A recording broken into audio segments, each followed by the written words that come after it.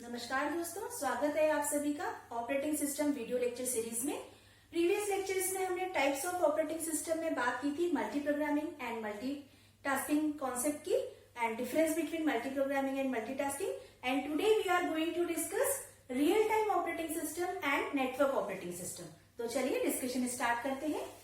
तो real time operating system जिसे हम RTOS भी बोलते हैं शॉर्ट फॉर्म में।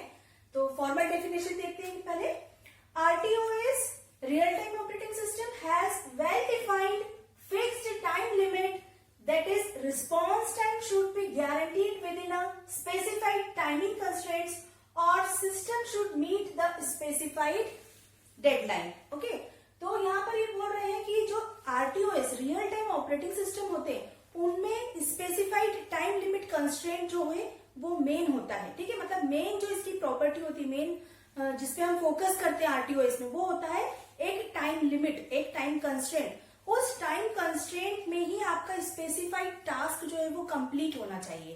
ठीक है, तो देखते हैं यहाँ पर इसकी कैटेगरीज। इसमें दो कैटेगरीज है, hard real time operating system and soft real time operating system.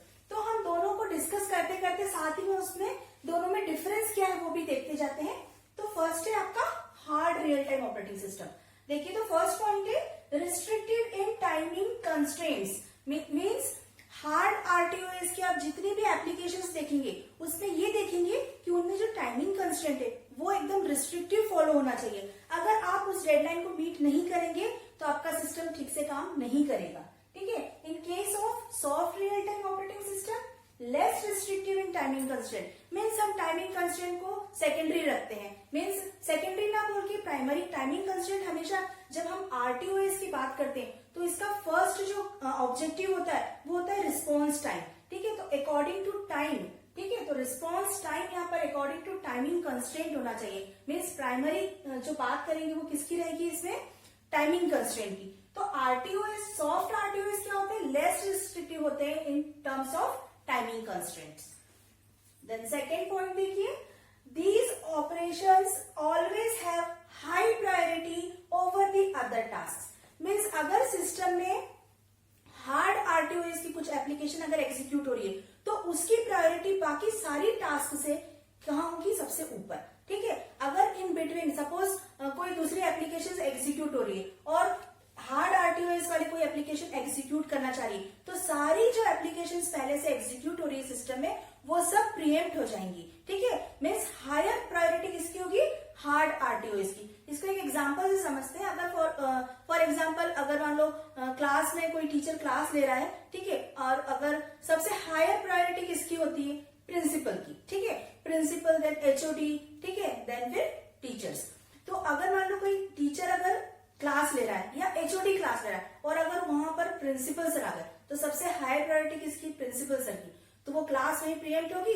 Means जो टीचर या HOD क्लास ले रहे हैं वो अपनी क्लास को वहां पर प्रीएम्प्ट करेंगे, इंटरप्ट करेंगे, और कौन एंट्री लेगा, प्रिंसिपल सर। ठीक है, तो वैसे ही यहाँ पर बात हो रही है हार्ड रियल टाइम एप्लीकेशंस की।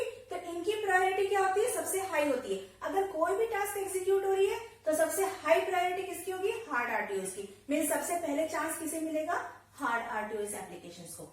सिमिलरली यहाँ पर देखिए, जो सॉफ्ट RTOS एप्लीकेशंस होती है उनकी प्रायोरिटी हार्ड से लो होती है। मीन्स अगर सॉफ्ट RTOS वाली कोई टास्क एग्जीक्यूट हो रही है और हार्ड RTOS वाली एप्लीकेशन या प्रोग्राम एग्जीक्यूट होने आया तो वो सॉफ्ट RTOS वाले प्रोग्राम को क्या करेगा, प्रीएम्प्ट करेगा। ठीक है, देन नेक्स्ट है, if any deadline is missed then system will fail to work. ठीक है, तो हार्ड RTOS में टाइमिंग कंस्ट्रेंट जो है वो एकदम रिस्ट्रिक्टिवली फॉलो होता है। अगर वो डेडलाइन को मीट नहीं किया तो सिस्टम आपका पूरी तरीके से क्या हो जाएगा, फेल हो जाएगा। ठीक है, फॉर एग्जांपल हम एग्जांपल लेते हैं हार्ड RTOS की एप्लीकेशन, रॉकेट लॉन्चिंग ले लीजिए आप। ठीक है, मिसाइल सिस्टम, अगर रॉकेट लॉन्च हो रहा है, ठीक है, तो उसके काउंटडाउन शुरू होता है और अगर उस काउंटडाउन पे 0 पे अगर आपका रॉकेट लॉन्च नहीं हुआ तो आपका रॉकेट क्या हो जाएगा, नहीं ऊपर जाएगा। मीन्स फेल हो गया, सिस्टम फेल हो गया पूरी तरीके से। ठीक है, तो हार्ड RTOS में इस टाइप की एप्लीकेशंस होती हैं। ठीक है, आप रोबोटिक्स ले लीजिए या एयर ट्रैफिक कंट्रोल सिस्टम, तो ये सब किसके एग्जांपल है, हार्ड RTOS के। वहीं पर हम सॉफ्ट RTOS की एप्लीकेशंस की बात करेंगे तो यहाँ पर एडवांस्ड साइंटिफिक प्रोजेक्ट्स जो होते हैं वहां पर यूज होता है। देन फिर आप मल्टीमीडिया एंड वर्चुअल रियलिटी की एप्लीकेशंस जो होती हैं उसमें ये यूज होता है। So this is all about real time operating system. तो चलिए नेक्स्ट हम डिस्कस करते हैं नेटवर्क ऑपरेटिंग सिस्टम।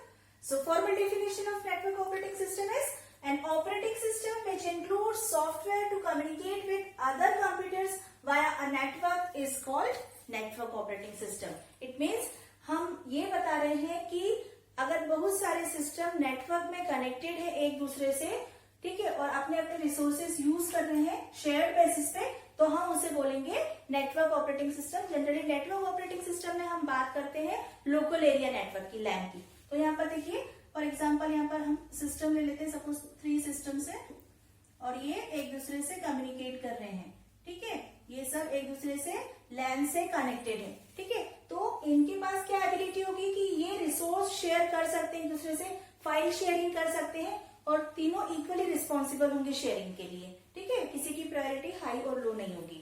तो चलिए देखते हैं।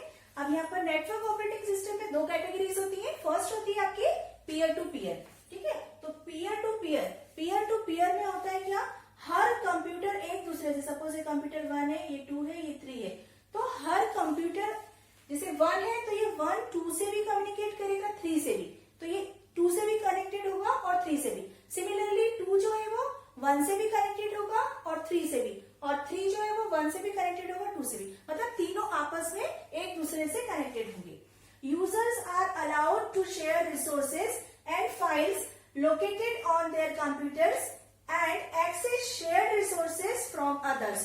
तो तीनों ही मीन्स जो भी सिस्टम कनेक्टेड है एक दूसरे से वो क्या कर सकते हैं, फाइल शेयरिंग कर सकते हैं, प्रिंटर शेयर कर सकते हैं, मतलब कुछ रिसोर्सेज जो अवेलेबल है उनके पास वो एक दूसरे से शेयर कर सकते हैं, उनका एक्सेस ग्रांट कर सकते हैं, ठीक है। देन नेक्स्ट देखिए, sets all connected system equal, they all share the same abilities to utilize resources available on the network। It means तीनों में से तीनों की जो अवेलेबिलिटी है रिसोर्सेज के लिए वो तीनों की इक्वल रहेगी, मीन्स तीनों इक्वल रिस्पॉन्सिबल रहेंगे हर चीज के लिए, किसी की प्रायोरिटी हाई किसी की लो ऐसा कुछ नहीं होगा, ठीक है। सबकी रिस्पॉन्सिबिलिटी एक समान होगी, सभी का एक्सेस परमिशंस भी सेम होंगे रिसोर्सेज के लिए।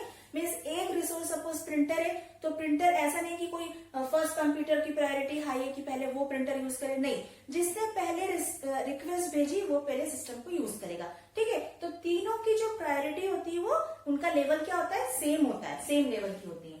अब इसके कुछ एडवांटेजेस देखिए, इजी ऑफ सेटअप, इसमें कोई एक्स्ट्रा हमको कॉन्फ़िगरेशन नहीं लग रहा है, कुछ हार्डवेयर सेटअप नहीं लग रहा है, तो इसका जो सेटअप है वो इजी है।